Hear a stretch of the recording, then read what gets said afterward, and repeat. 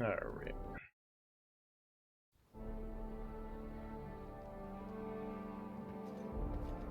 Obviously, I need to rest, and then after the rest, we'll go check out this new place.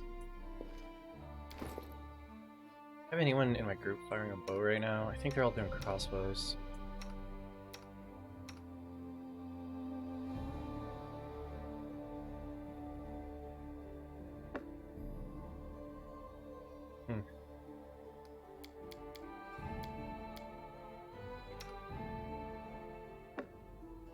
Another should have it. Not mine. I see. Okay.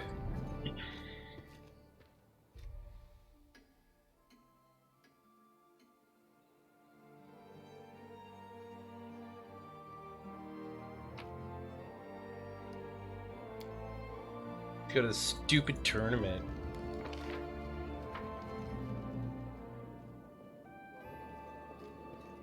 There's a thing we can do with Amory too, that I might do.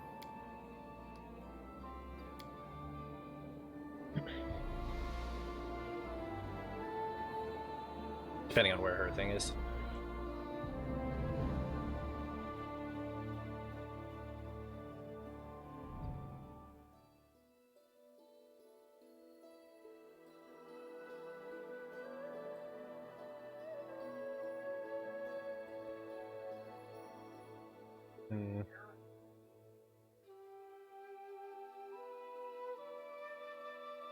What was Amory's thing?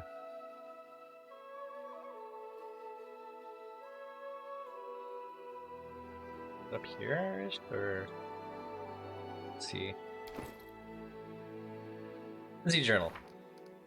Bard's calling and reforged blades. Amory got news about her tribe. She doesn't seem happy. She's waiting at the tavern. She wants to meet and drink. That's right. All right, let's talk to her, see what she's up to before we head out to this large adventure, because maybe it's on our way.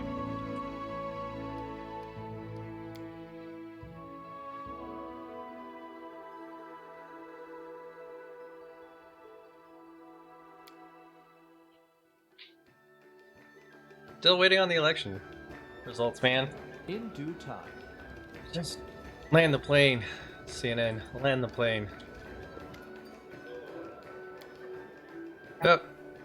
There's something about the evil spirit. It says I'm a thief because I stole a sword. Remember that big one Armory broke? Also says he has all my tribes as hostage. All of them. Nilak too says they will be dead if I don't return the sword. Did you really steal a sword from a giant? Well, no need to lie. I found it. Like everyone, I took it in battle, but the giant was dead for a long time. How could I know he would want his old piece of iron back? Does he know that his sword is broken? He knows. I saved the hilt. The ghost tells me to forge a new blade. He even said how to do it. There's a whole ritual. Where is he keeping the tribe? He said first I have to fix the sword, and then he will tell me where the tribe is. I'll see what I can do. I understand. The repair will cost a lot. Never held such amount of money, but Nilak, the barbarian, shakes her head. Grief. Ah, God. That is not far. So I need to repair the sword. How?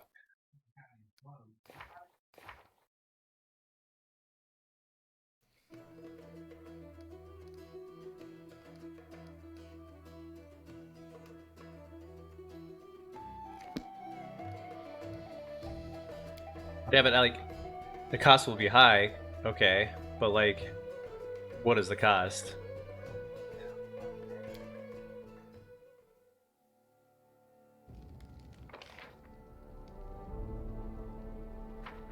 As it should be.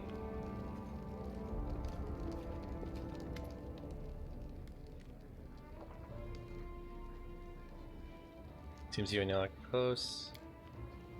You don't know the half of it. Only she is the whole damn tribe could understand me. She's not a warrior like me, but her spirit is strong and she's smart. Smarter than any chieftain. Why did the ghost call you a thief? Hells I should know. It's a ghost. Okay. In due time. Not giving me any hints. So we're going.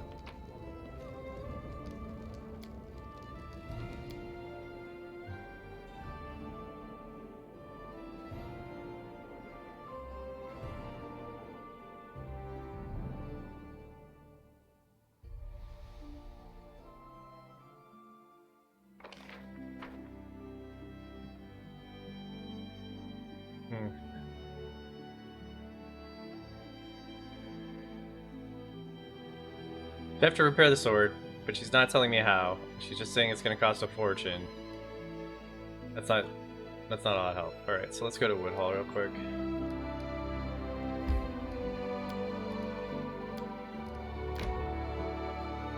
All right.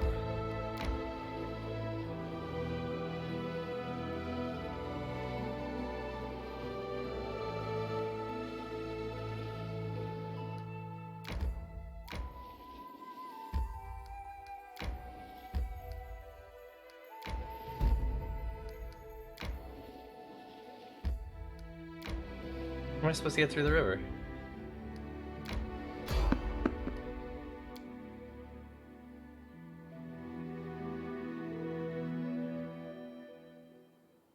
Stand with me.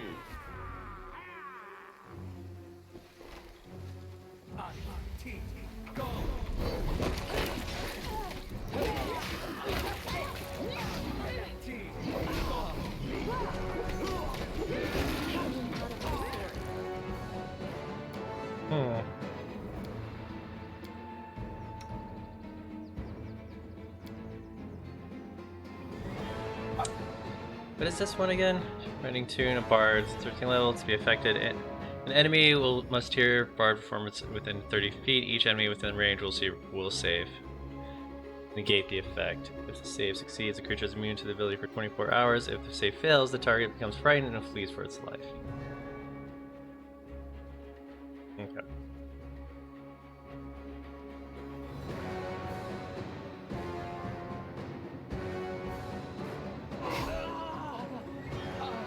Sure. Good start.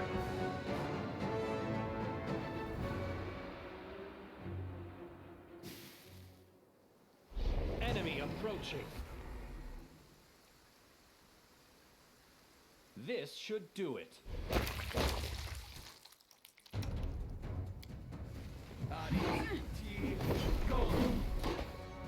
Why? Why are you so bad at this? A calculated risk.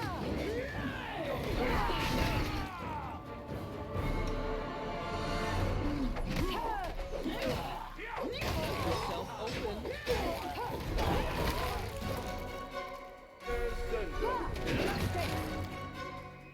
Actually, give him a heal. Calm down. Not dead yet.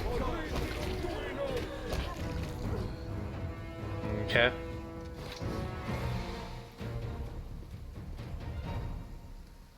I wrote it like I saw it.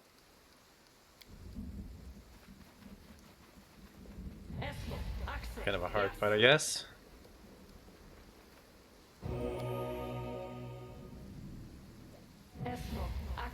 Yes.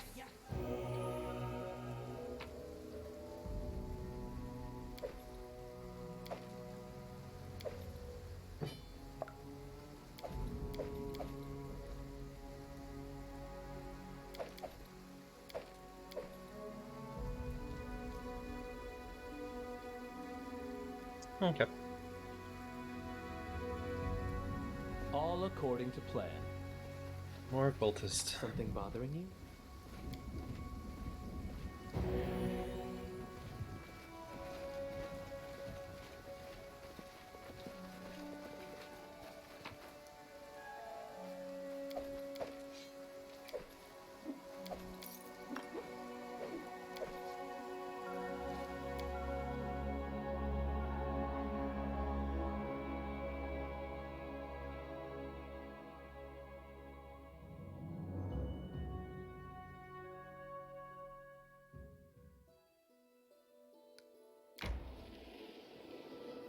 Wait. I didn't see that because it was in the way. Oh wait, peaceful travelers. Let's see if it's that dude. It is that dude. What you got, homeboy?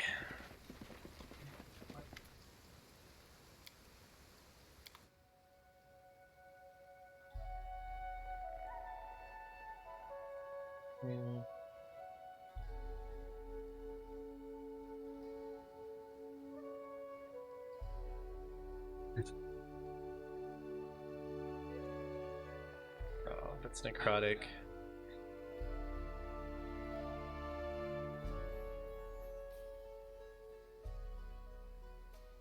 Think about it if it wasn't necrotic.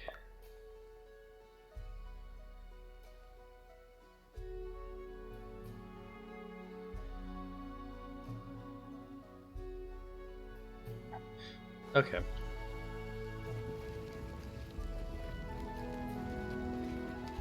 In due time.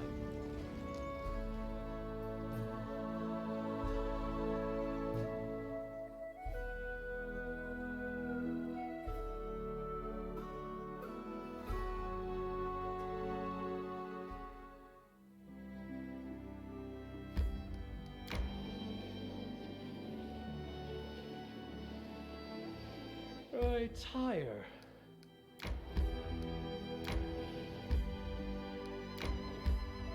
Before we get here, Resting would be nice, don't we'll you rest.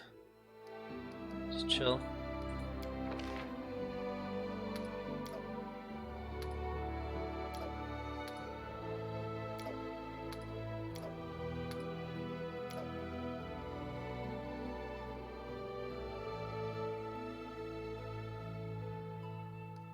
Okay.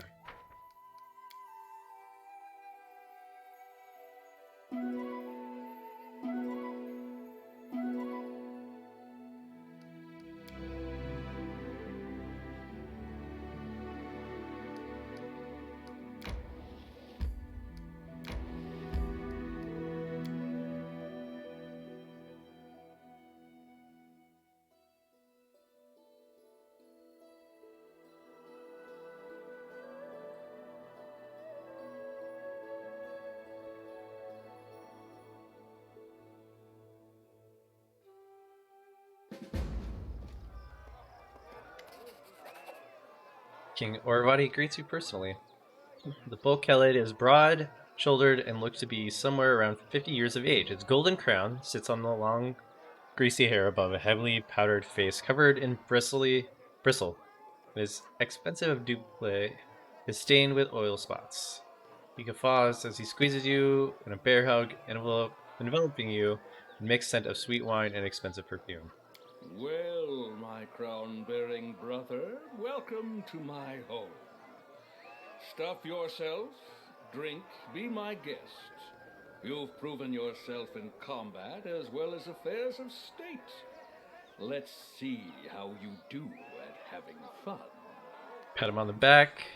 I'm happy to finally meet you. It's no good for kings and queens to stay in our palaces all the time. We need to meet, be friends with one another. It's all about keeping up neighborly relations, you know. So here's the plan. First, the Fishers' Triathlon. Then a boasting contest. And in the evening, the best part, a drunken melee.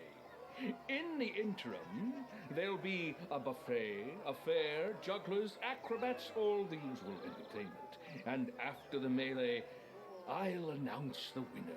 And then we'll have a festive banquet and a fireworks show. Then we just drink till morning or find a tent to crawl into. Your own or someone else's, depending on your luck.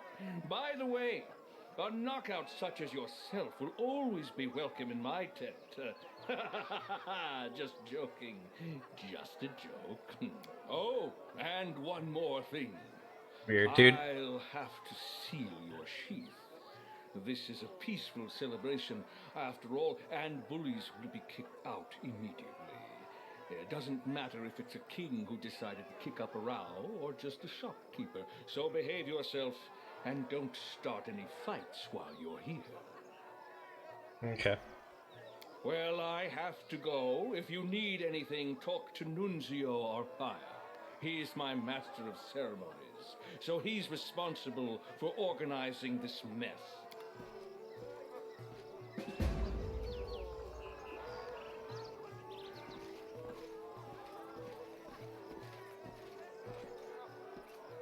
Yeah, Julia's here. Pity hunt you held was ruined. I do hope it wasn't the last. Pleasure to meet you, Your Highness. Congratulations on your coronation. Yep. Traitor.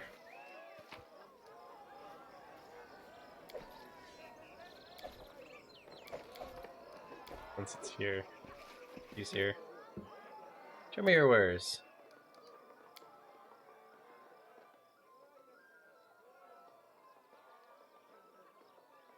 Hmm. This is a nice bastard sword.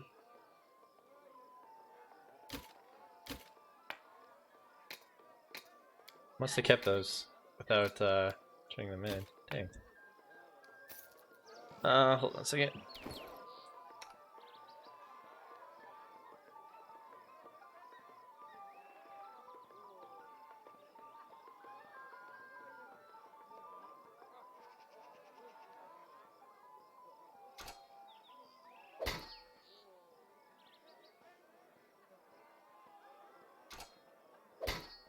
Yep, going with this sword. Oh my god, it's so much better. Just keep this on her for now.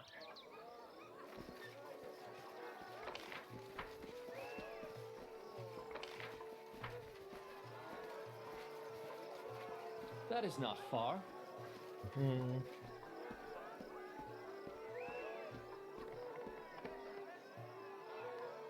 Did he just punch me? A young man staggers towards you, his expensive delay wet with wine. As he passes, he brushes shoulders with you and starts yelling, his breath rank with alcohol. Watch yourself. Who do you think you are, pig? You trampled on my foot and ruined my doulet. Hick, I'm gonna demand satisfaction. Intimidate. Best not anger me. I've put away more people and monsters than you have bottles over the course of your waste of life. Get out of here while you still can. Succeed. Sorry. Think I confused you for someone else. Sorry, my mistake. These things happen. Mumbling apologies, and the bully disappears. Good to have you with us, Lindsay.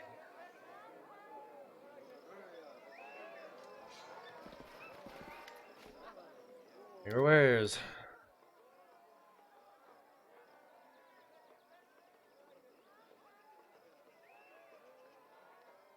I'm gonna steal this. I always steal it. These are some pretty decent things. 370,000.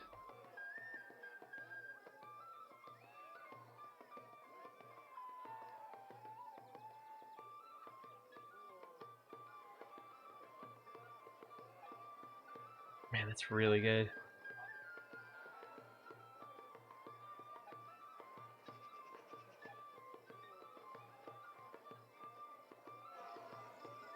As it should be. I didn't check that last guy's stuff. I'm gonna go back real quick.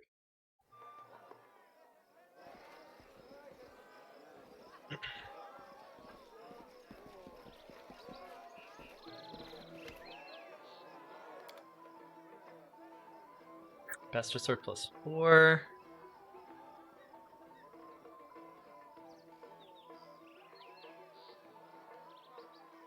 No long swords, huh? Oh, there you go. What is his longsword at? Flaming longsword +2.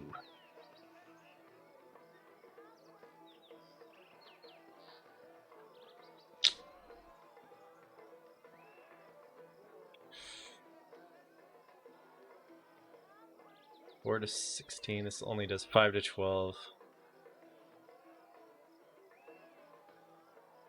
And 17 when equipped.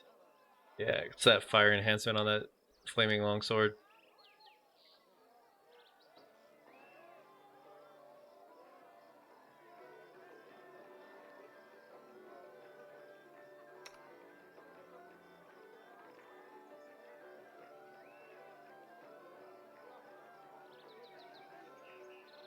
Hmm.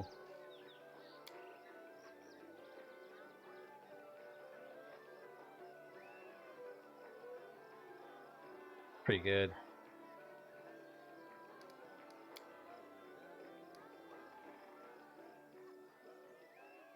Six, 4. Might pick that up.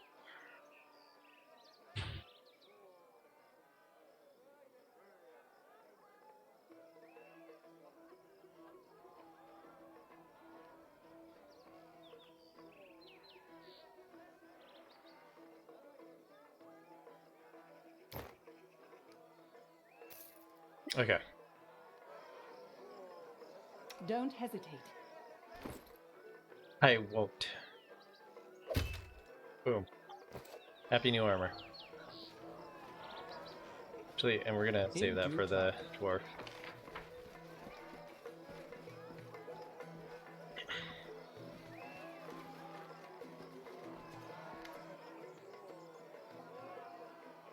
Gnome, yellow bloodshot eye scans the face of rumorously. Noticing you, he grabs the seal sheath. What? Who are you? Oh, it's your royal highness. Forgive me. I recognize you. An honor. Truly, a huge honor. I'm Carnivale. Simple salesman. What is it you sell? What do you care? Fish and like. Who are you? Children already know this. I'm simple salesman, not rich, noble who. Why would a king concern himself with me? Who might you recommend I meet? No one. Everyone. How should I know? I'm a simple salesman. Leave me be. Farewell. Yes, yes, your highness. Great honor. Go have fun. All according to plan.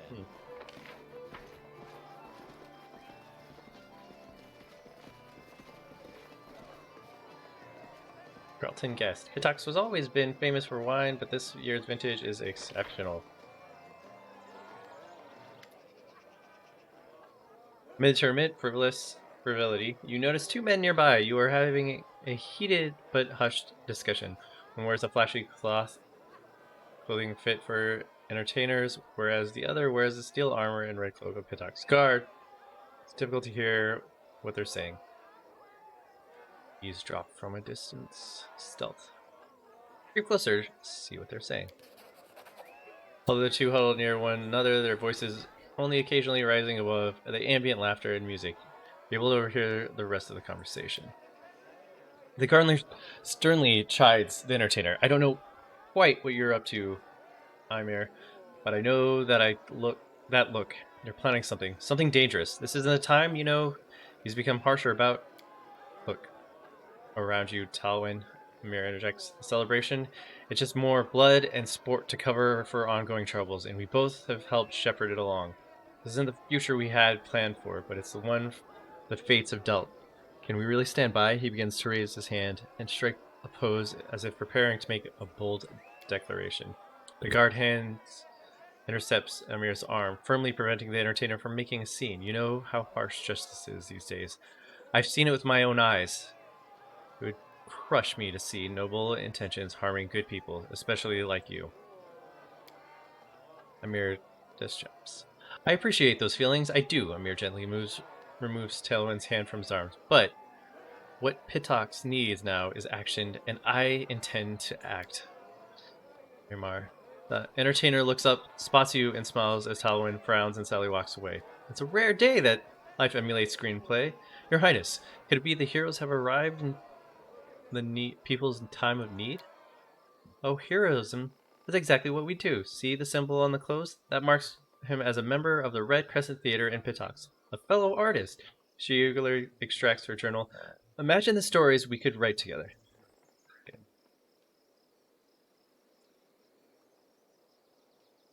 A little too much beer, maybe? My first beer, too.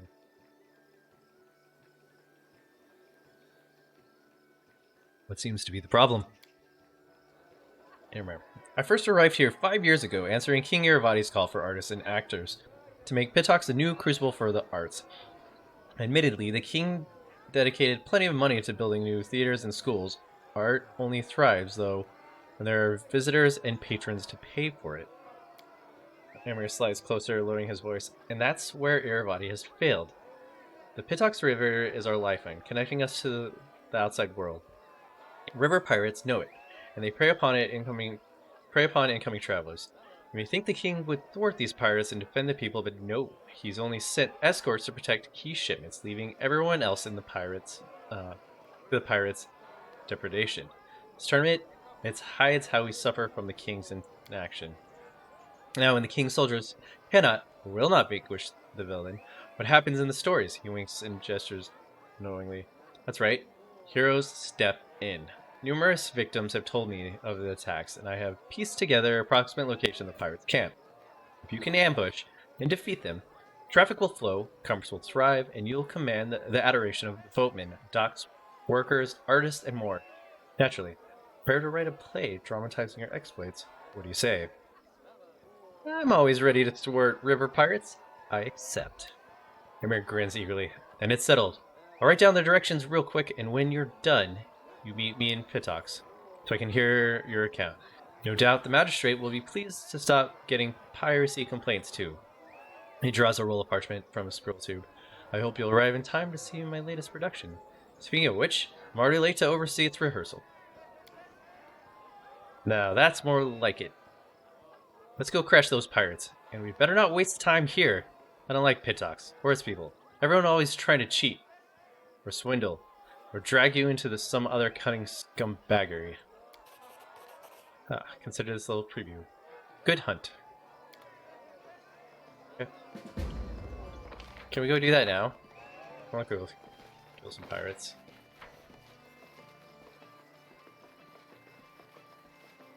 Follow I don't mind becoming the pirate. Paths of Splendid Glory, author Invigord Golden Quill, professor of the Academy of Grand Arts of Pitox. In what country, what city had the honor of being birthplace of our magnificent king, the unparalleled Castruccio Iravati? This question is more difficult than it seems. It's commonly believed that he comes from Numeria. Starfall is usually named as his homeland, but this noble feature point to a relation with the Taldan nobility. We theorize that his true homeland is Opera, that ancient capital of the great empire. Though Castruccio once ran upon its granite pavement, feasting his eyes upon the golden spires and domes, taking in the spirit of royal grandeur. Okay, so it's not from here. Hey, Goblin Merchant.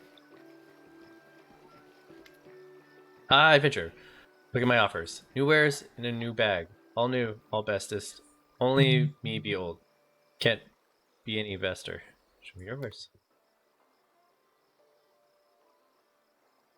That's some shit. Oh, I mean, yep, it's all shit.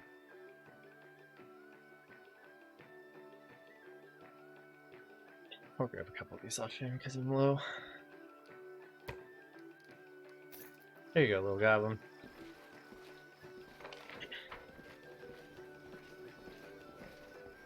in due time.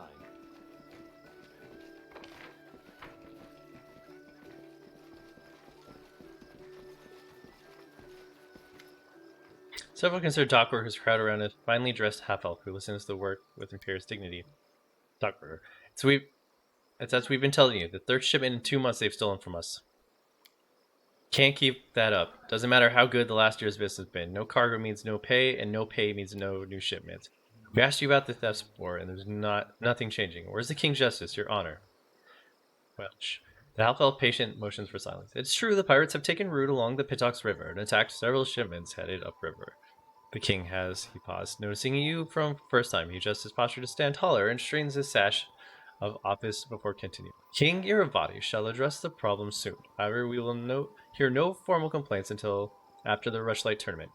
In the meantime, he advises the travelers downriver, take care from Littletown. Until then, partake in the festivities and King's generosity. If anyone has any further questions or concerns, I am at your disposal. The gathering workers grumble and disperse, barely mollified by the response. A bright sash cuts across the man's chest, identifying him as the magistrate of Pitox. He makes a shallow bow while keeping his head inclined upwards, as if being polite, while also conveying his superiority. May the king's law guide you at Rushlight's tournament today. I'm clearly addressing someone important, but I don't believe we've met. Half-elf motions to the sash. I am Honorable Walsh Calvoe, a magistrate of Pitox, judge of the people and concerns, and executor of the king's justice. I overheard you talking about stolen shipment. Is there a problem? Yes, that. He sets his teeth into a practical smile, though his teeth briefly grind together. An outbreak of river piracy has caused some consternation among the citizens. Simply avoid or exercise caution near Littletown in the meantime. Perhaps Pitox would benefit from somebody who has a history of vanquishing bandits. Walsh, let us be clear, declares the magistrate, narrowing his eyes with disdain. Pitox armed forces are entirely capable of handling these criminals. There's no need for would-be hero aspiring vigilantes to get involved, much less foreign interests. I recommend enjoying the rest of the festival. How can he be so deaf to the people's woes, and he calls himself a judge? I knew once she spent. I knew a judge once. She spent nights butchering her own kin, and went on to become a zombie. This guy seems fine by comparison. I can understand his reluctance to allow foreigners to meddle in the kingdom affairs. What I cannot understand is such blatant negligence of justice and the safety of his subjects. My day to you.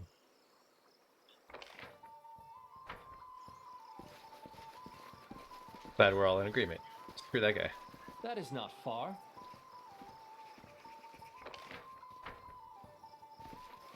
Where does this go?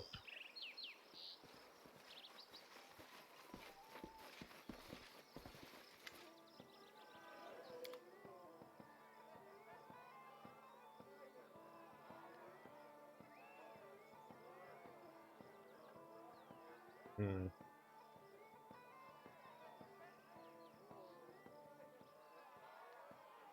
And there's some great gear here. Wonder if this was what I was supposed to be saving money for.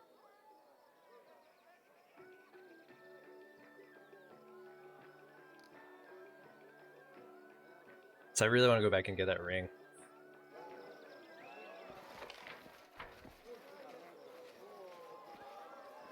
As it should be.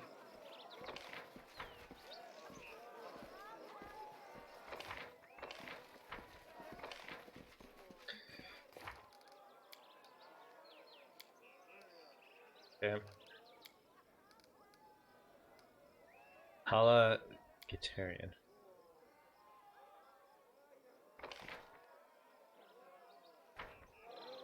Alright, so we gotta find a Tala Guitarian. Then the other dude.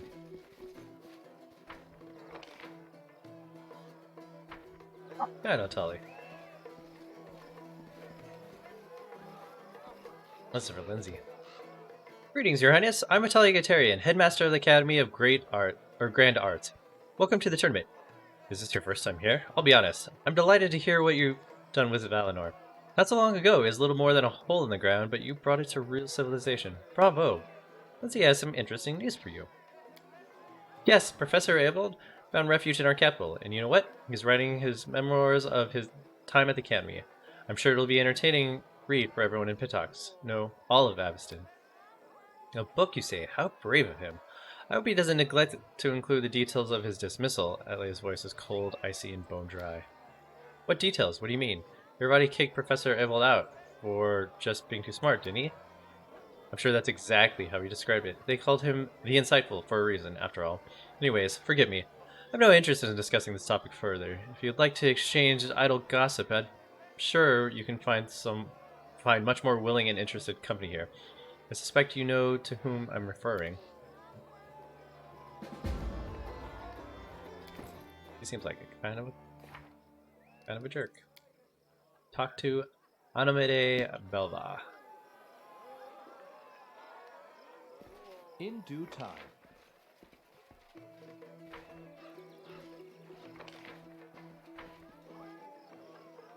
Who do I talk to get into the tournament so I don't accidentally talk to him? Nunzio Arcaya. Follow my lead. Very earnest. Oh, a new face at the celebration. I'm pleased to meet you, Dreyarnis, High Priest of Calistria, at your disposal. Or religion. Calistra is the goddess of revenge. I'm sure many mention Iravati in their prayers to her, and probably not with the kindest words. Dre, you are well versed in matter both spiritual and political. Of course, it is not my place to say what people pray to my lady for. But you're right, that many would wish for revenge upon him. To be honest, our temple has only benefited from his rise to power. Everybody isn't stingy with his donations, and the celebration he holds are beyond all praise. The king himself, though, he is exorbitant. Pride is irritating. Calistria dislikes those who would place themselves above the gods, and I wouldn't be surprised if she teaches him a lesson sooner or later. That I could deal with, though. There's something else that I find harder and harder to tolerate. You see, The goddess patronizes bodily love, but only that given voluntarily. It is sometimes difficult for me to protect our young priests and priestesses from his unsolicited attentions. I fear to imagine how hard it must be for our beautiful Anomede, or what Italian guitar must deal with. The king is said to often mistake the academy for his personal harem. Do many Pitox worship Calistria? Of course, she's been the patron god of Pitox since its founding. The goddess likes our joyful town, and its citizens love her in return.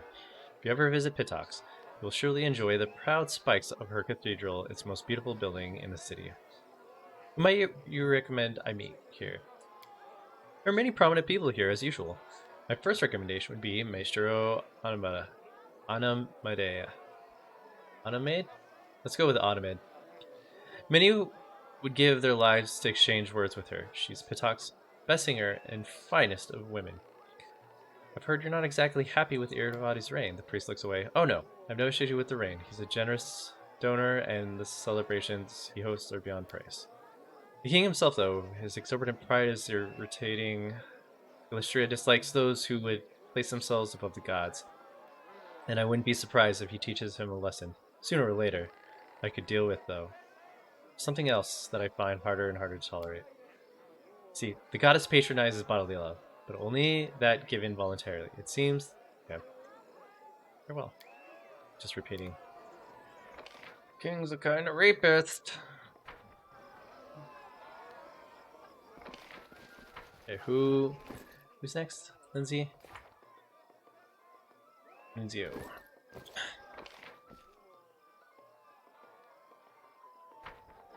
That is not far. My regards, King Digas. Gasper Kenzia at your service. Tell me about yourself. I'm the head of the Kenzia family and the master of what remains of the Iron Fox trade house. Before Ardavati took the crown, it would have been my family receiving you at your house. Alas, we're simply guests at a celebration. What caused you to lose influence? It's a dark, sordid story, and I swear I'd give my life to learn the full truth of it.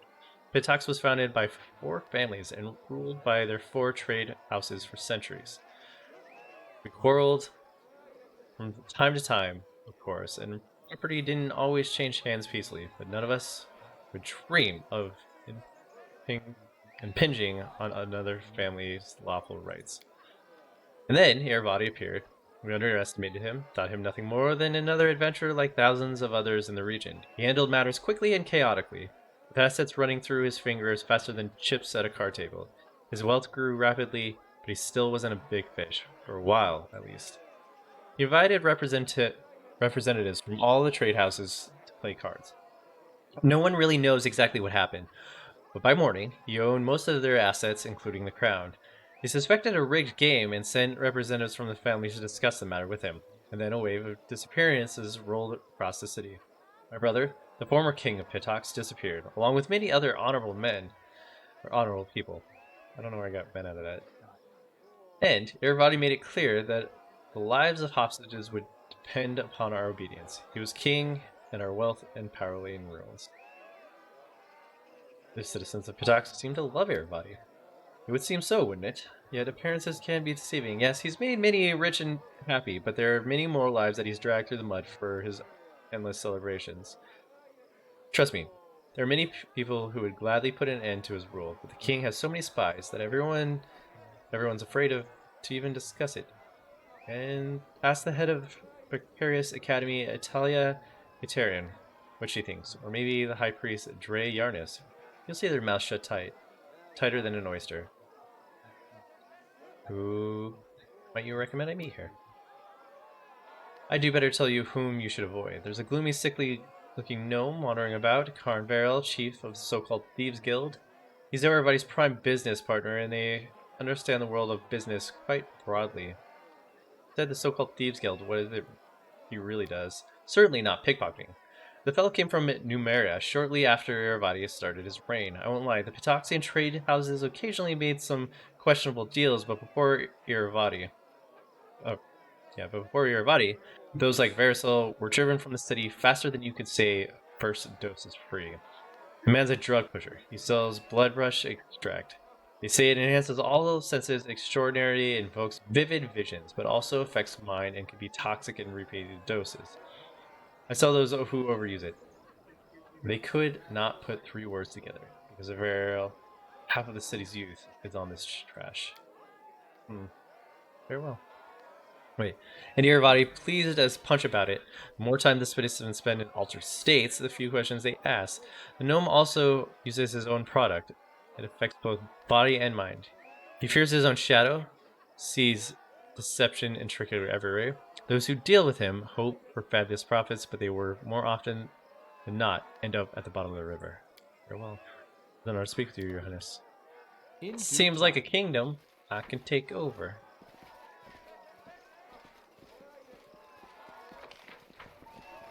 Wish I could drop a line like, so, you guys looking for a new king? So I know a guy. According to plan. He's pretty good. Pretty strong.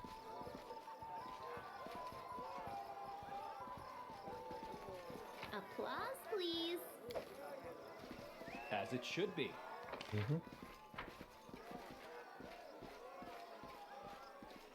Okay, this is where I come from the tournament. We need one more person though.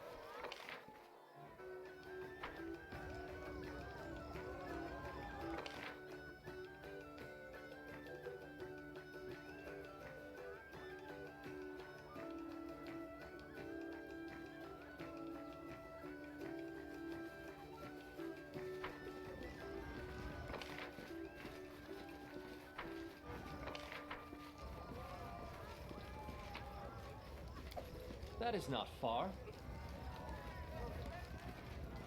Occupying contest, 500 gold. Test your finesse against the finest dwarven locksmith. Crack the Glock and get the prize. Who will change best dwarf lock picks of the 5 kingdoms to pay the 500 gold. Splendid, come. The noble, the table's right here. I wish you the best of luck. And Lindsay was called forth.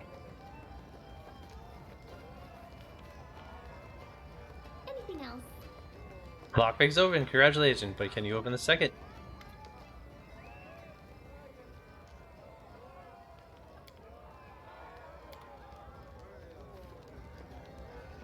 Applause, please. The second lock defeated, only the hardest remains.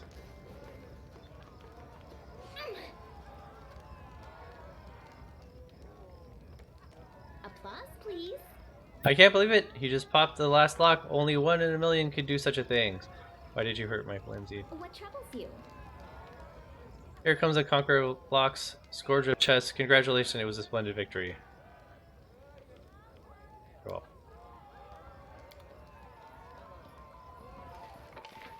Well, he took 500 gold of mine.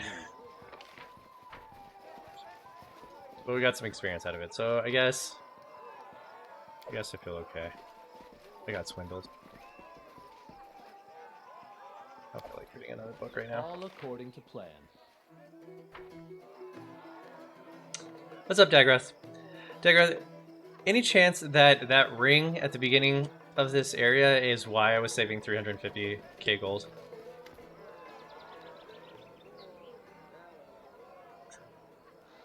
I'm kind of happy you're around. Because I saw that ring, and I really want that ring. Protects Warden. Hey, can't be here. This is Highness's King Arrowhead's camp. That's what I'm saying. I mean, that's a really good ring. Was that the reason I saved 350k?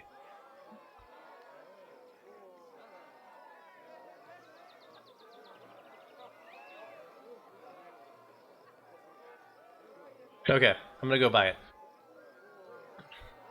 Okay, I'm aware he's the one who invited me here. Not supposed to allow anyone in if the king commands it. We will, but at this point, you could be a thief for all we know. Back off peacefully, or I'll make you do. Okay.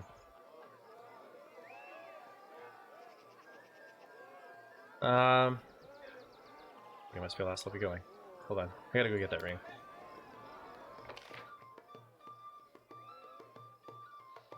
Does Lindsay want to see? I'm Belford. she's here. But, gotta go get this ring. We can get a second one. It's pretty ridiculous, man. Okay.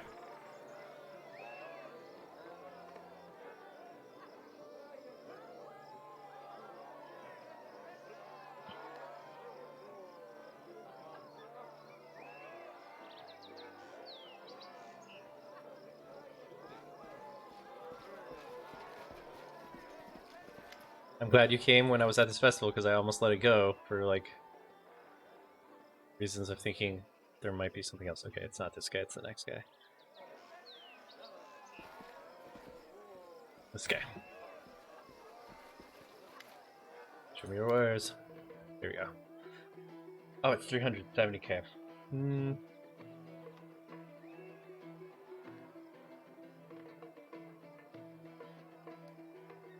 I think she already has these. No, she has something different, but it's 370. See.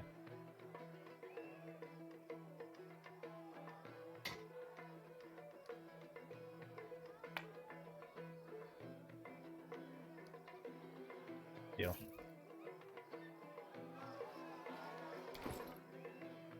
Definitely see your pro tip of keeping this or doing this. I'm gonna have to get rid of my Ring of Protection +3 though. I don't know how I'm ever going to get over that.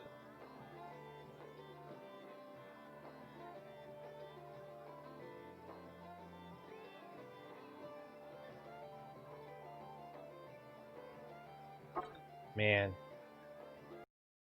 Gonna lose my deflection bonus. Yeah, I saw that. I don't know if I can afford him, though. That is not far. Especially after this ring. Alright. Let's go finish what Lindsay wants, though.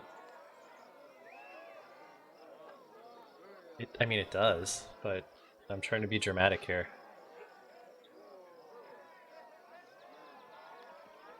Completely worth +3.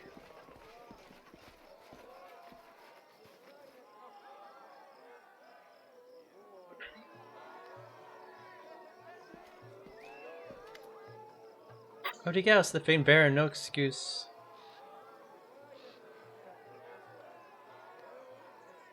Yeah, then activates 4 abilities under it, yeah. Odigaus, the famed Baron, no excuse. Excuse me, the King of Valinor now. He has come to visit us. It's such a delight to see you. Maestro Belver, well, do you remember me? Lindsay blurts out, turning bright red. Ah, Lindsay, of course. I remember you. You and your nonsense at the poetic exam. I hear you have your own publishing house now. I didn't take you for an entrepreneur of sort, but I'm happy you finally found your calling. I believe Lindsay has questions for you. Oh, I just hope it isn't about any of the lectures I used to give you at the academy. Go ahead, ask away. Unmid smile encourages Lindsay. Lindsay turns bright red, takes a deep breath, and blurts out, "Sorry, but I really need to know the truth. Why did Iravati kick Professor Abel out of the academy?" Oh yes. He did move to the kingdom, didn't he? I'm curious how he portrayed his dismissal. I bet it was something like a poem in 6 verses recounting the tale of a tyrant ousting a poor but honest scientist for telling the truth. The reality is much more mundane. Iravati didn't fire Abel, Atali did, and I have to give it to her. This time, unlike most times, she was completely right. That can't be. Why did Atali expel Avold? Well, Avold is a very fine teacher, of course, but he pays too much attention to how his favorite students perform in class, and not enough to their extracurricular activities. Why worry if they steal a trinket here or there, or maybe rough someone up on occasion, so as long as their poetry and music are exemplary? Predictably, this led to a sad end. What was supposed to be just another innocent joke from one of his favorites, Alandi, led to someone's death. It was an accident, certainly. The kid just misunderstood their own strength. Tali expelled a lot of them, and as always, Abel went to stand up for them. But this time he discovered that her patience was not boundless. She blamed him, said that he had let his troublemakers run wild so he could get out of the academy along with them. She told him She won't tolerate any more bullying, even if it was coming from genius students. Understand it's odd to hear won't tolerate from Ali Gitarin, but that's really what happened. Pale Lindsay looks at Anamon with huge eyes, unable to utter words. If Irabadi didn't banish Abel, then why did he send those cutthroats after him? He'd planned to return the old man to Pitox and make Atalia reinstate him into the academy. Or failing that, he at least wanted to keep him from going to you. Abel the Spiteful is a prominent name. Of course, everybody would want the teacher serving him rather than his neighbors. Why would Atalia hide the circumstances around Abel's dismissal? She doesn't like to discuss the academy internal affairs. Behind the neat facade, there are too many events she looked the other way on over the years, all in good faith, of course. Thank you for telling the truth. Anamad. I'm not sure you should be thanking me. I see poor Lindsay's not happy with this truth. Hey, come on, girl. Cheer up. Being disappointed by people is practically a professional necessity for people like us. Whatever I may have said, you are not a bad bard. And that means sometimes you have to face the music. Lindsay gulps and whispers, "Thank you." Okay.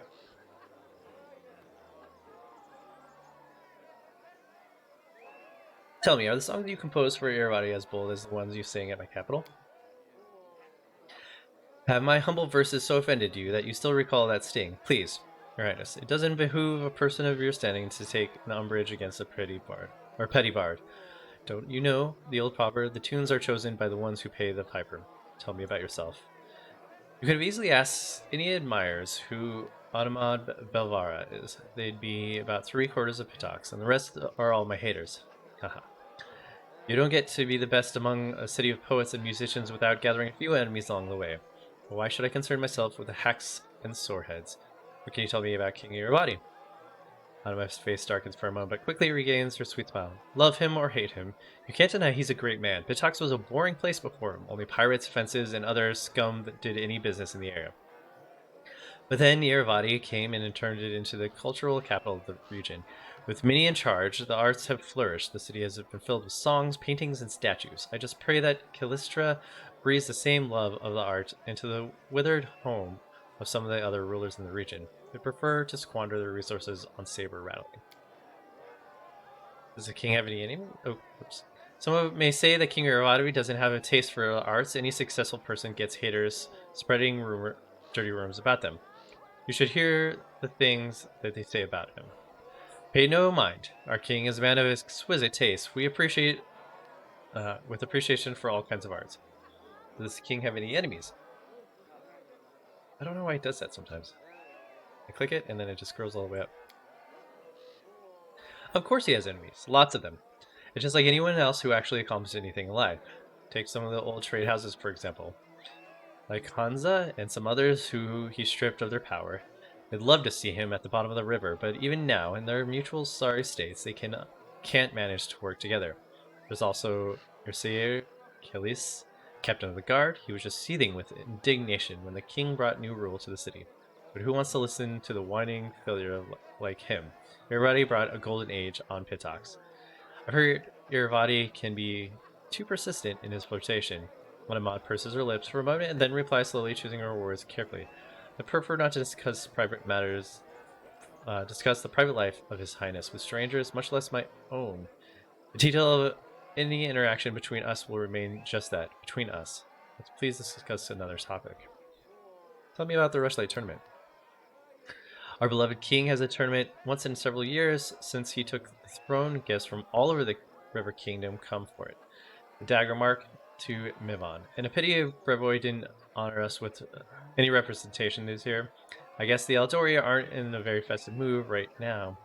On the bright side, we got to host you for the first time, and Callistra willing. It won't be the last. Who might you recommend I meet here? It depends on who you're looking for. If you're in the mood for a pleasant company, well, you already met me.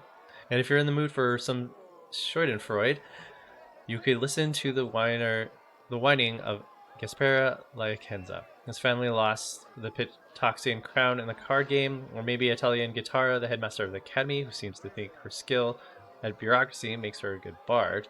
And if the thrills are what you're after, especially the shiver down your spine kind, try speaking with Karn Burial, head of the Thieves Guild.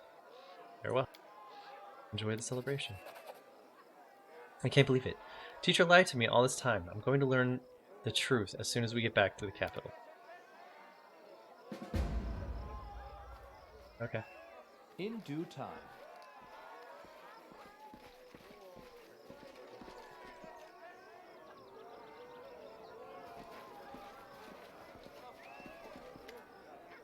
Your Royal Highness, welcome to the Rushlight Tournament. My name is Nuncio Arpaio, and I have honor of being His Highness's King Irvadi's Master of Ceremonies. You could say the organization of this tournament rests on my shoulders. If you need anything, I'm at your disposal. Tell me about the Rushlight Tournament. Since starting his reign over Pitox, His Highness Irvadia has held this tournament once in several years, inviting guests from high society of nearby kingdoms to attend. Today, we have guests from Daggermark, Mivon, Gralton, and Timon. Unfortunately, Broivoi did not honor us with their representation this year. It's entirely possible that recent events in the stressful political climate have put them in less than festive mood. We are pleased to have your highness in attendance for the first time, and I hope not the last time this year. What events are on the schedule? The tournament consists of 3 contests. First, the participants will display their strength and dexterity in the Fisher Triathlon, a tribute to local crafts and trades, so to speak. Then we'll be measuring the competitors' wits in the boasting contest. There's a reason we're the cultural capital of the region, after all. And finally, the evening will wrap up with some mock combat and drunken melee. Then His Majesty will announce the winner of the tournament, and we'll all enjoy a festive banquet, followed by a splendid fireworks show. What about flighting? I'm good at that. I'm ready to participate in the Fisher's Triathlon. Let's begin.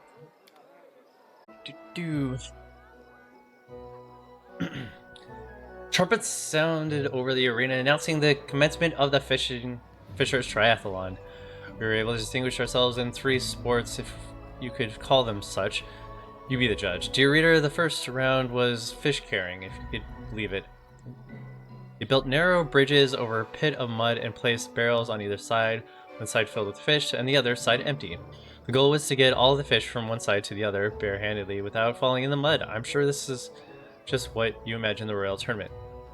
Throwing fish at your opponent was prohibited, but there was one unofficial but well understood rule in the tournament: don't get caught. We had to decide which of us would participate as well as how fair we wanted to be. We decided to compete honestly. We tried to cheat by discreetly throwing fish at our opponent.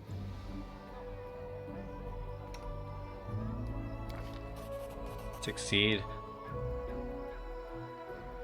Competing honestly among such company would be more embarrassing than losing. As Lindsay ran across the bridge with heaps of fish in her arms, she deftly tossed a fish beneath the feet of Gralton competitor, who slipped and fell in the mud. Another fish found its way into the Daggermark competitor's forehead, setting him down alongside the Graltoner. Interesting. The judges didn't notice a thing. We won first round. The second round was untying knots competition.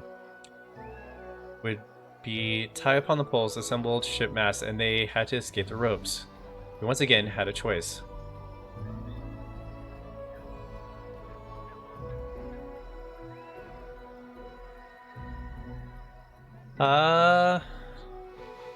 Trickery.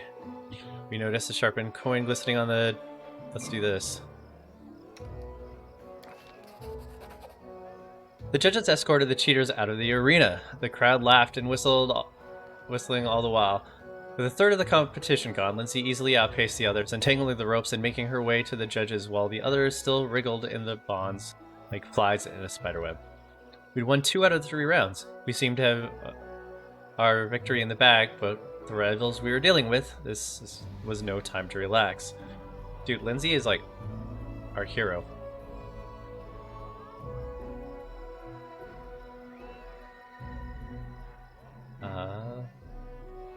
The last round of the tournament was diving for river pearls. Huge tubs were filled with mussels in the river water, and some empty jars had been placed on the set of scales. We'd have to open the mussels with our bare hands and gather the pearls and deposit them in our team's jars. Of course, if playing fair wasn't a priority, we would try weighing down the jar with other things as well. Try to cheat by slipping some pebbles into our jar.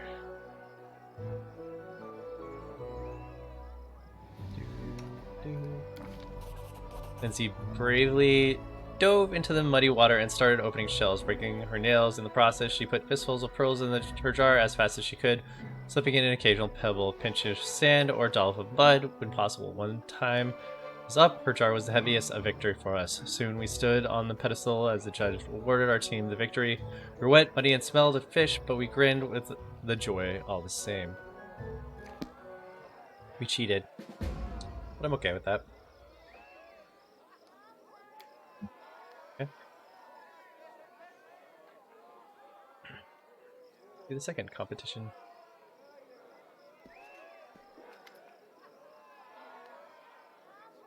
Your Royal Highness, welcome to the Rushlight Tour. Okay, everyone's ready. Let's begin. Very lawful. Dude, I'm chaotic neutral. I don't want to lose. I'll cheat all day. The tournament continue with boasting contest. The first participant, a man from Daggermark, steps up to the podium and told a raunchy story about him sneaking into a temple of Callistra and seducing all the priestesses, including the High Priestess, in a single night.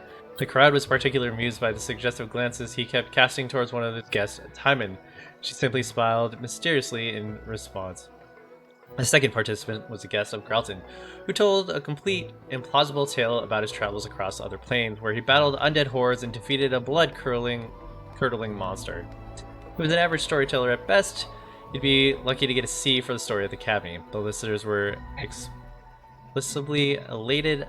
Suspiciously, we took a closer look at the crowd, and of course, we spotted a bard using some trick of the trades and likely a little magic to aid Gralton's main performance. We quietly warned the bard that we would shut him up if he kept interfering. I want to do diplomacy. I should be able to win this.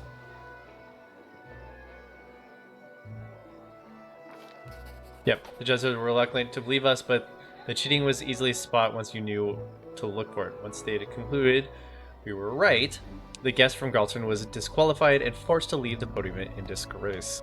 Wow, that's a lot of experience for that one.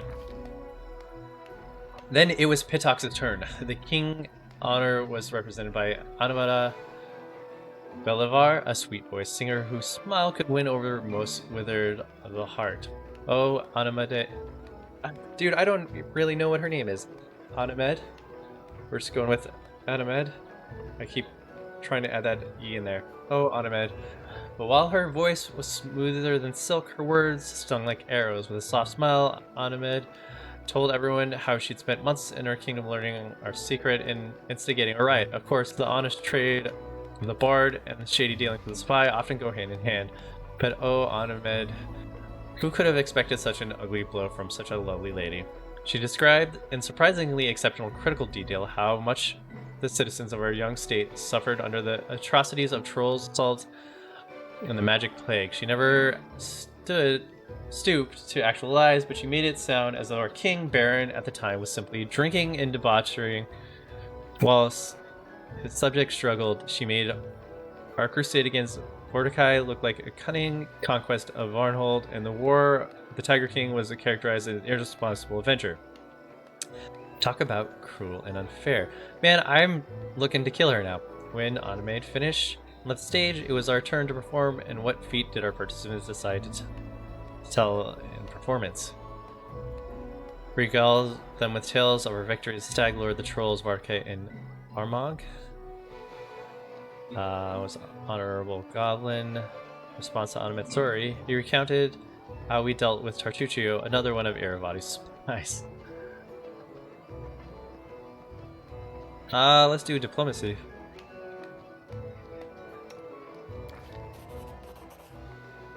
It wasn't easy getting the crowd excited for the story. They were all glorious feats, of course, but that was the problem. The audience had already heard them time and time again. Lindsay used all the eloquence she could bring to bear to breathe new life into the old stories. The audience hunger on every word, sometimes laughing uncontrollably, sometimes holding their breath to avoid missing anything. Lindsay finally brought the story to an end, and the viewers gave her a standing ovation as she left the podium.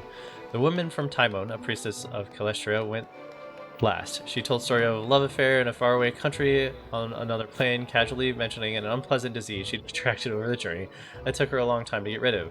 Hearing that, the participants from Daggermark paled and grabbed at his belt, bringing roaring laughter from the rest of the audience. And finally, the judge announced the winner, Lindsay. She walked up to the podium, thunderous applause, and took another bow. Yes, I'm chaotically neutral. The only thing I care about is myself. And the success of my kingdom.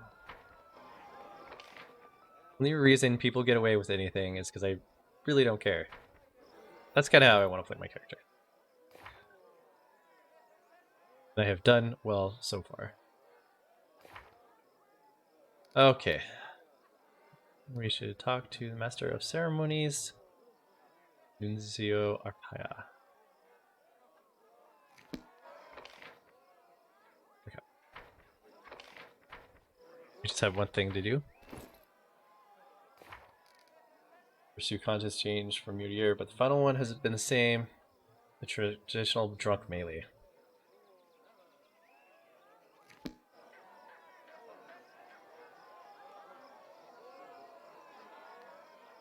That's true. That is kind of true.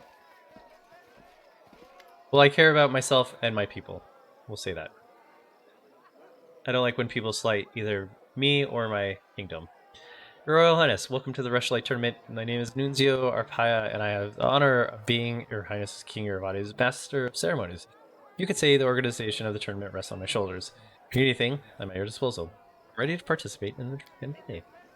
But let's begin. It will be splendid. I want to put Amory in this and let her do it. We will be victorious. I don't like that I'm in it.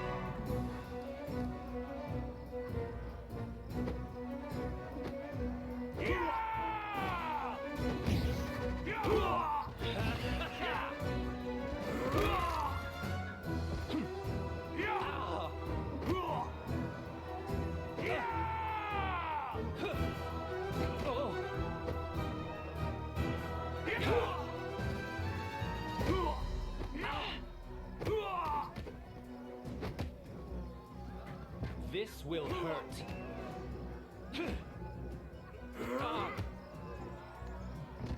I almost lost to this little guy. What's up, Asoy? How do you say that? Esoa Hatu? I got the Hatu part, but the first part, is it Esoa?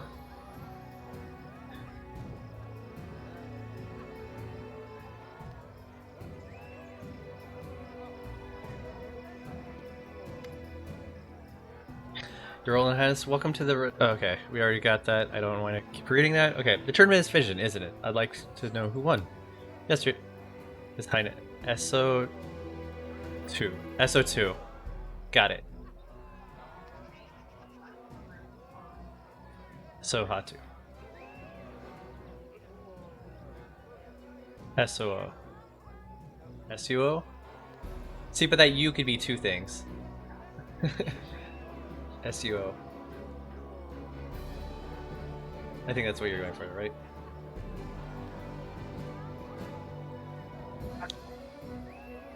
SUO Hatu. Okay.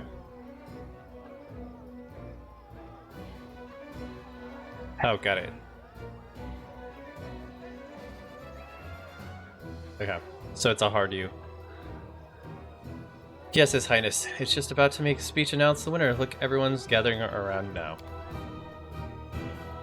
11 hours Lords passed. and ladies, another Rushlight tournament has come to an end.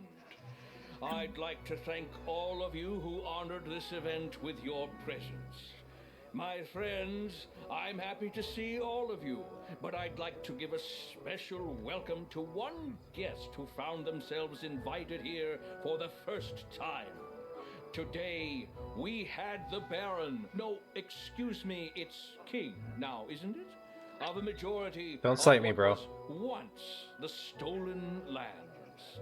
Thank you for coming, my darling. I can call you that, right? No. I thank you with all my heart.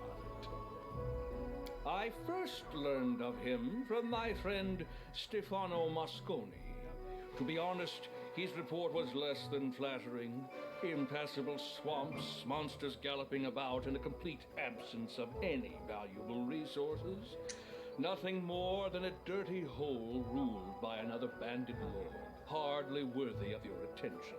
That's what he wrote back then. I'm so happy he was wrong. Stefano himself seems to have vanished somewhere in the neighboring domain, unfortunately. Perhaps he met a hydra on his way back, or drowned in the omnipresent mud. Or maybe he just caught the Baron in a bad mood, eh? A joke, a joke. Not a joke, that's kind of the Stefano is a truth. great fellow. It's a pity he joined the many travelers who vanish in those lands each year. Keep talking, dude. Truth be told, even now traveling that domain is a less than pleasurable experience. Some roads have appeared, but their safety leaves much to be desired. Take the sad story of a poor Toman Hanvaki from Gralton. He set off to those lands and hasn't been seen since. His brother true. Aelist went to find the poor fellow, and what happened? The Baron found the body in the blink of an eye, almost as though it was stored in his cellar.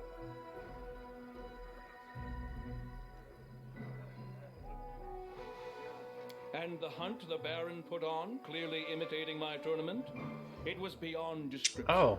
While guests were out hunting hydras and owl bears, the latter came from behind and ate at the banquet table, along with all the servants.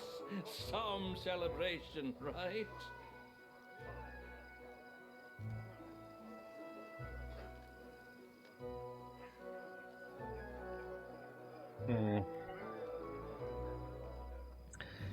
Irati, my friend, it's uncomfortable how much attention you lavish upon me. How about your kingdom? How many bodies are found in Pittock's harbor each year?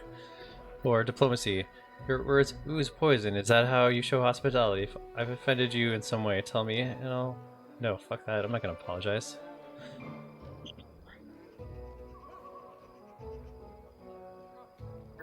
Oh, which one do I want to throw? Let's do Intimidate. Yes. Well, I believe we've fallen a bit off topic. All I really wanted to get at was that His Highness is a personage truly as extraordinary as his lands, and I'm happy to see Oh, him well. at this celebration. And now it's time to I just had it in my announce the inventory. winner I've gotten rid of it. the tournament.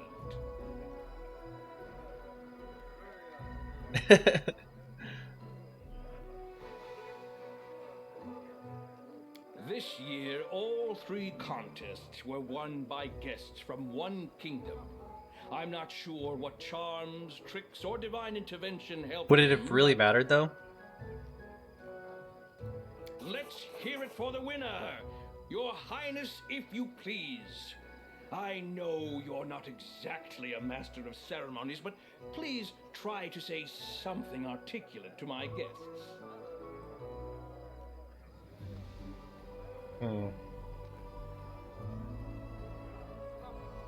Oh, my victory didn't offend. I do apologize. It's hard to tone down all this talent.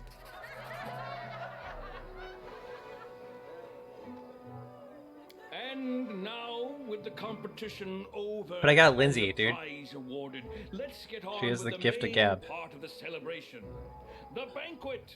Oh, I can't wait to Your kill this guy. spirits Growling from here. Let's get to the table, and later we'll. You're right, see I think I'm more an chaotically evil. unforgettable fireworks show. Once again, he offended my kingdom. Yeah, right? Everyone loves Knock Knock. I'm like, on him. And everyone hates Lindsay, and I'm all about her.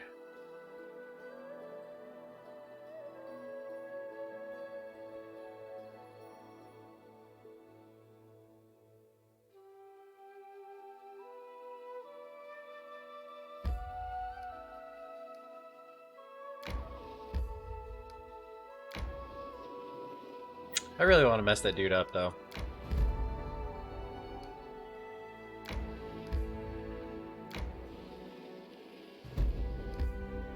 Can't wait to take Pitox from him. Our travels brought us to a little town surrounding in pursuit of the dastardly river pirates who preyed on the innocent merchants and travelers. It would have been nice to march in, knock some skulls together, and call it a day, but rumors suggested we were heavily outnumbered. Even worse, villains had set up camp in a defensible position inside of their boats, protecting the river on one side and a thick forest on the another side. This sticky swamp on the third. Add in a bunch of sentries watching for intruders, and we were in trouble. Thank goodness our fearless leader. We slipped into the river, swimming up to the camp to take cover behind the boat's mobility. We began our approach by picking our way through the swamp. We circled around and approached from the woods, seeking some game trails. 25's our best mobility.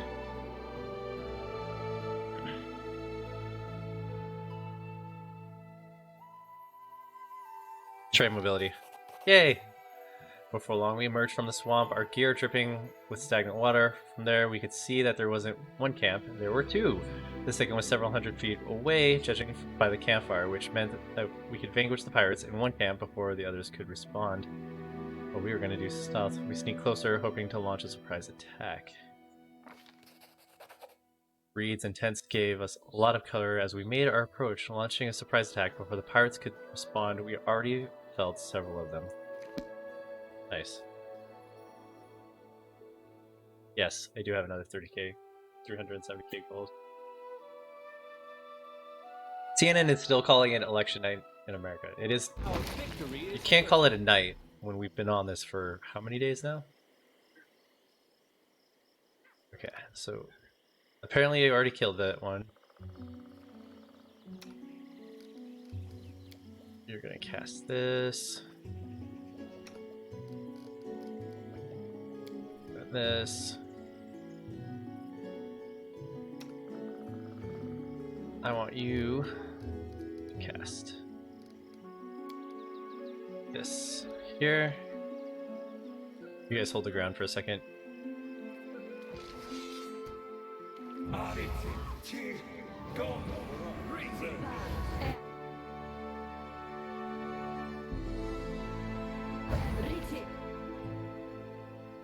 Okay, let's cast it. Now I want you to get everyone hyped. Drop this little guy over here. Alright, Amory. Valerie. Strike is one. Let's try this one. You three. Hold. Actually, no. Go after this thing.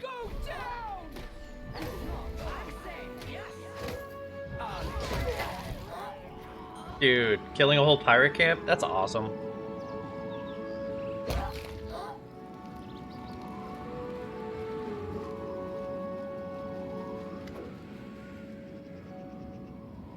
Preposterous. Prepubescent young election weekend. More like, yeah, right?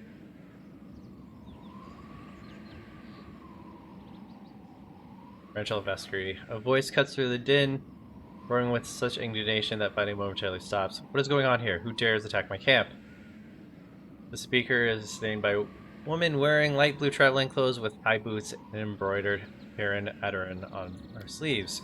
She draws her weapon and takes a menacing step forward. I don't know who you are. Any patience I have to hear your excuses is as short-lived as you are.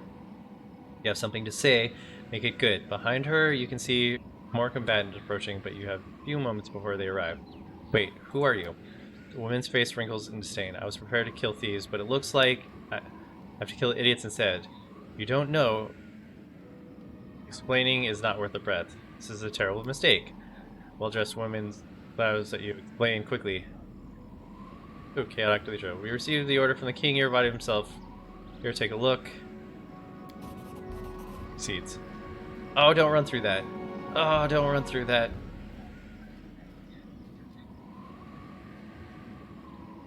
You've never seen any such document. The woman approaches the investigation round of papers you produce. She peers over for squinting remark. These aren't real papers. You're trying to strike her while she's distracted. Oh, I must have been confused. What kind of trickery is this? We heard the powerful band of pirates was camping here, and we were going to chase them off.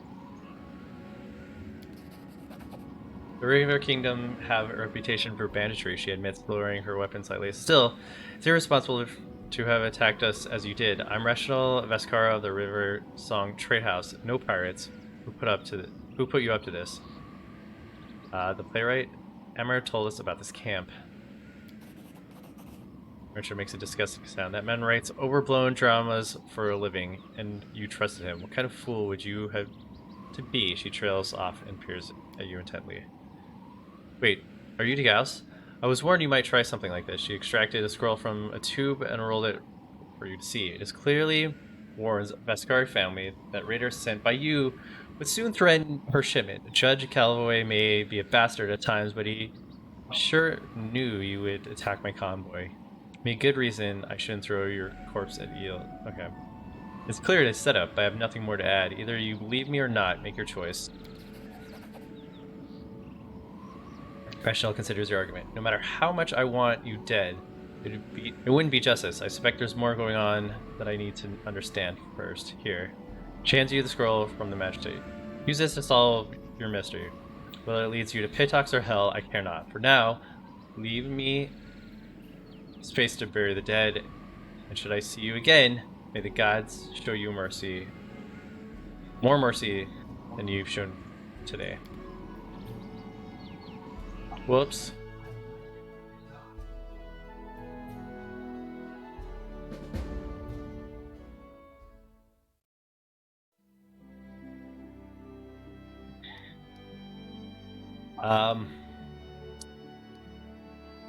My bad. Don't you hate it when you accidentally slaughter innocent people? It's just a little rough. A whole army of mean-looking guards awaited us at Pitox's gate. They were led by a pompous buffoon named Walsh Calloway, and Pitoctan magistrate no less. Leave now, your highness, king of our orders, he said. We looked at each other. Told Walsh we need to discuss a few things with him regarding the river pirates. The river pirates are Pitox's concern, not yours. You'd be better to mind your own kingdom, your highness, Walsh said, taking a step backwards to be closer to a soldier. Realizing we wouldn't get anything else from him, now we politely asked Walsh to let us enter. Alas, one can't get anything in life without the help of mere politeness. The magistrate didn't even bother answering, but his eyes grew even more impudent and his smile more contemptuous. Then we drew our weapons.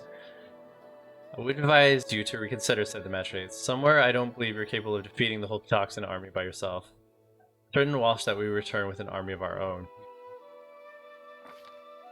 Cutting smile crept over Walsh's face. You're welcome to try, of course. However, I've heard that your kingdom is suffering some hard times. That's not true. Your people consider you inferior to King Iravati. Your subjects don't obey you, and your soldier desert your army. That's not true. I even have a sizable community of former subjects here in Pitox. If things keep progressing along these lines, your kingdom will soon enough become part of Pitox on its own. It wasn't necessarily long. You could do little more than envy the familiarity with our situation. We gritted our teeth and kept what?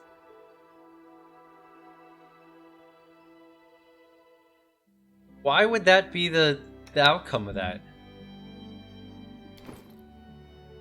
My main dude's a spawn slayer.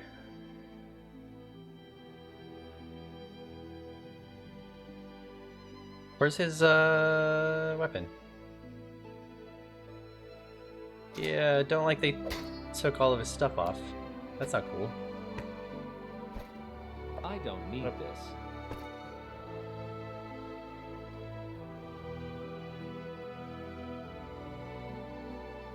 I'm actually really not cool with the fact that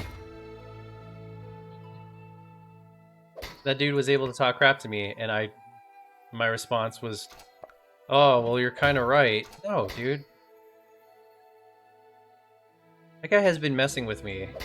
Or this kingdom has been messing with me for like, how long now?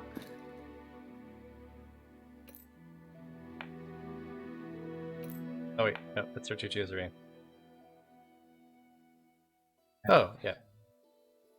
I don't know why I have that. I don't know what this is. Hold up. Totally lost on what gear I was wearing. It's dumb. They took this off.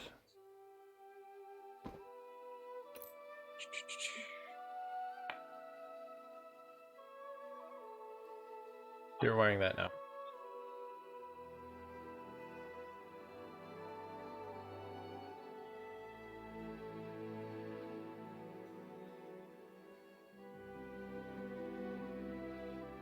Michelle of the River House, your trade remains one of Pitox's prides, bringing wealth and traffic to the noble city. While you are independent and admiral, the River Kingdoms are no longer a place where free spirits and fast blades are enough to ensure the safety of so prosperous a family.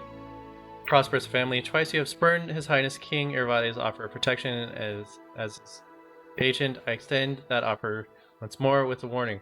Lords of Degas grow increasingly restless, and the tales of the monarch's ruthless savagery are confirmed every day. As his gaze turns south to Pitox, we would do well to stand together, set aside the quarrel you may have with the king, and accept his guiding hand in the troubled times. Ever the servant. Oh my god, I'm going to kill these people. And this time I'm serious. Like, what the hell?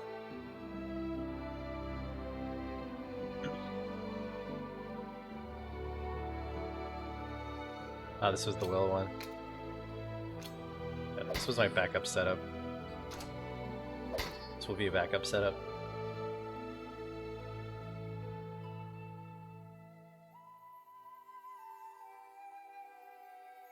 I feel like this game just let that guy stomp all over me. Not sure why that's a thing.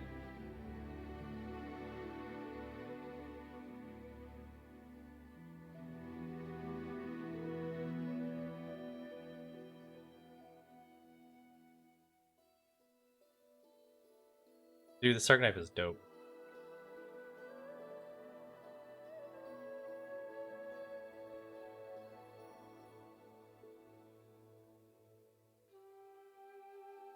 Yeah. Interesting. Emir had set us up, or was it someone else? We need to meet Tremencher and Pitox as soon as possible, find out what's going on.